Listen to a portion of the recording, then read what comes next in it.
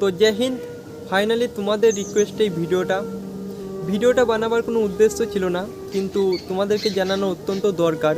কারণ তোমরা বহু কমেন্ট করছো, দাদা কি হলো, কিসে বাদ দিল, কিসের জন্য কি হলো, এ টু জেড একটু বলো। তো তোমরা যেহেতু আমাকে এতদিন ধরে ফলো করে আসছো এবং এতদিন ধরে আমাকে ব্যাপকভাবে সাপোর্ট করছো, তো তোমাদের জানা অত্যন্ত দরকার। এটা ডিফেন্স লাইন বস, এই ডিফেন্স লাইনের কোনো বিলিভ নেই। তুমি মেডিকেল ফিট থাকতে পারো, তুমি ফিজিক্যাল ফিট থাকতে পারো, তুমি পড়াশোনায় একদম সুপার এক্সিলেন্ট হতে পারো, কিন্তু তাও যে তোমার তাড়াতাড়ি চাকরি হবে এটার কোনো মানে নেই। তো কি হয়েছে, এ টু জেড কিসের জন্য আমাকে রিজেক্ট দিয়েছে, তো সমস্ত কিছু তোমাদের সামনে আজকে তুলে ধরবো।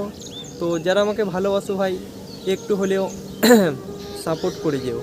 তো চলো ভিডিওটা শুরু করি। তো আর্মি টেকনিক্যালে জলপাইগুড়ি নয়, শিলিগুড়িতে আমাদের ফিজিক্যাল ছিল, ঠিক আছে। তো সেখানেই রিজেক্ট করেছো। তো কিসের জন্য রিজেক্ট করেছে এ টু জেড সমস্ত কিছু বলছি, তো একটু ধৈর্য ধরে শুনতে থাকো। দেখো, আর্মিতে টেকনিক্যালে আমার অ্যাপ্লিকেশন ছিল, ঠিক আছে। আর্মিতে টেকনিক্যালে তোমার 208 জন সামথিং পাস করেছিল, তার মধ্যে সেখানে পৌঁছেছিল 124 জন। 124 জনের মধ্যে ওই 24 জন তোমার ফিজিক্যাল মানে রানিং কোয়ালিফাই করেছিল, ঠিক আছে। তার মধ্যে দুটো ব্যাচ হয়েছিল 62 জন করে। তো আমাদের ব্যাচে আমি কিন্তু 1 নম্বরে ঢুকেছিলাম।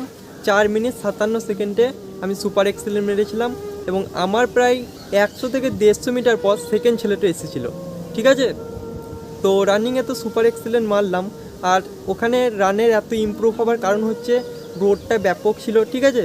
আর আমার মনে হয়েছে ওটা 1600 মিটার ছিল না, কারণ 1600 মিটার এমনি গ্রাউন্ডে আমাদের টাইম লাগতো 5 মিনিট 15 এরকম।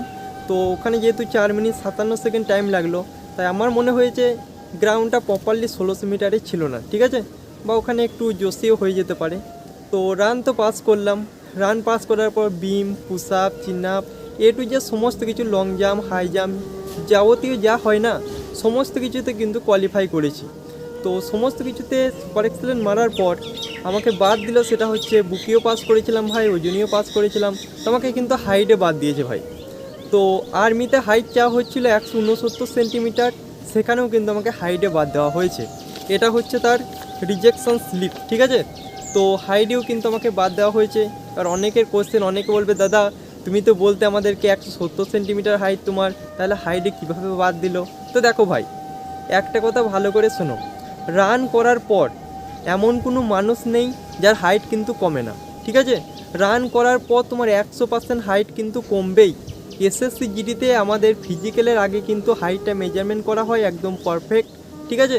এবং আর্মিতে আমাদের সমস্ত কিছু কমপ্লিট হওয়ার পর একদম মেডিকেল স্লিপ দেবার বেলায় আমাদের কিন্তু হাইটটাকে মেজারমেন্ট করা হয়। তো সেখানে কিন্তু 1 থেকে 0.5 সেন্টিমিটারের মতো হাইট সকলেরই কমে, ঠিক আছে। এবার তোমার শরীরের ওপর নির্ভর তোমার কত কমবে, কিন্তু রানিং করার পর 100% তোমার হাইট কিন্তু কমবে। তো আমার হাইট হয়েছে 168.7 সেন্টিমিটার, মানে 0.3 সেন্টিমিটারের জন্য আমাকে কিন্তু হাইট থেকে বাদ দেওয়া হয়েছে। অনেক রিকোয়েস্ট করেছিলাম, বাট স্যাররা অনেক সাপোর্ট করেছে, বাট তাও কিন্তু আমাকে ফাইনালি নেওয়া হয়নি।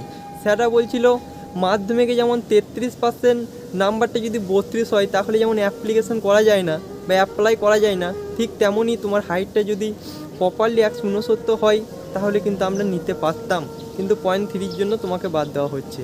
তো ঠিক আছে। তো 2023এও সুপার এক্সেলেন্ট মেরেছিলাম ভাই, সুপার এক্সেলেন্ট নয়, ওখানে শুধুমাত্র এক্সেলেন্ট মেরেছিলাম।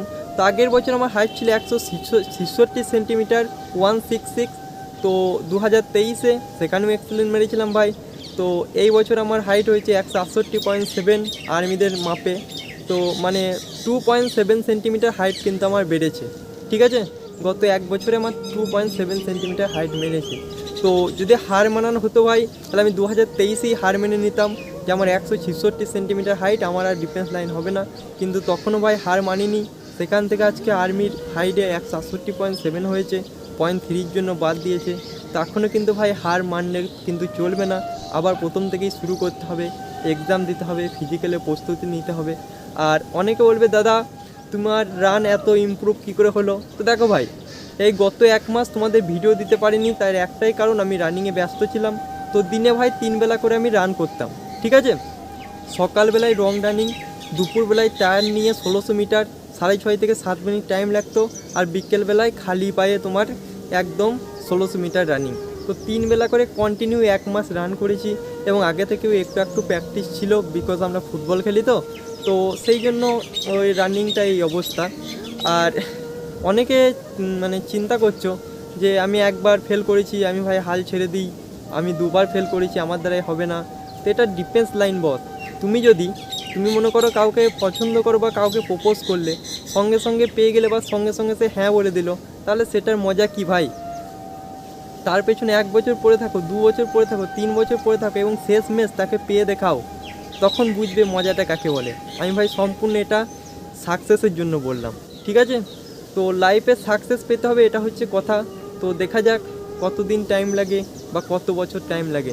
যতদিন পর্যন্ত না সাকসেস পাবো ততদিন পর্যন্ত ভাই এই লাইন ছাড়তে পারবো না, বিকজ আমাদের বাড়িতে ডিফেন্স লাইনে কেউ নেই, ঠিক আছে?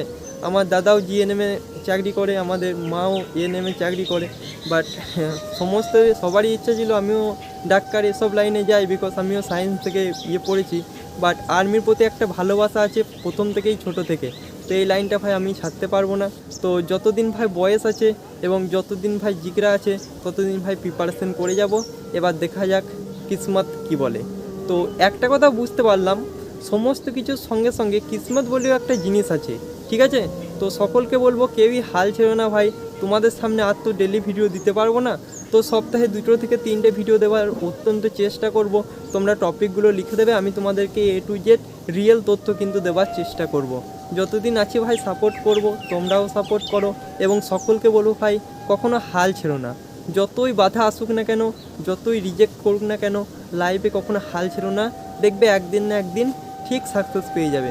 তো আজকের ভিডিওটা এই পর্যন্তই ভাই। ভিডিওর কোনো এনার্জি আশা করছি তোমরা দেখতে পাওনি, বিকজ অন্যান্য ভিডিওতে যেটা থাকে। তো ঠিক আছে, তো আজকের ভিডিওটা এই পর্যন্তই। তো সকলে ভালো থাকবে, ভালো থাকবে, এবং কখনো এই সাকসেসের পেছনে হাল ছাড়বে না, ঠিক আছে? যতদিন পর্যন্ত না সাকসেস পাবে ততদিন পর্যন্ত একদম কন্টিনিউ চেষ্টা করেই যাবে। চেষ্টা তো আমাদের হাতে আছে, তাই না? হাইটটা না থাকতেও পারে, বিকজ হাইটটা বেড়েছে। সো দেখা যাক, এসব নিয়ে পরবর্তী দিনে কথা বলবো। তো আজকের মতো এই পর্যন্তই ভাই। জয় হিন্দ, বন্দে মাতরম।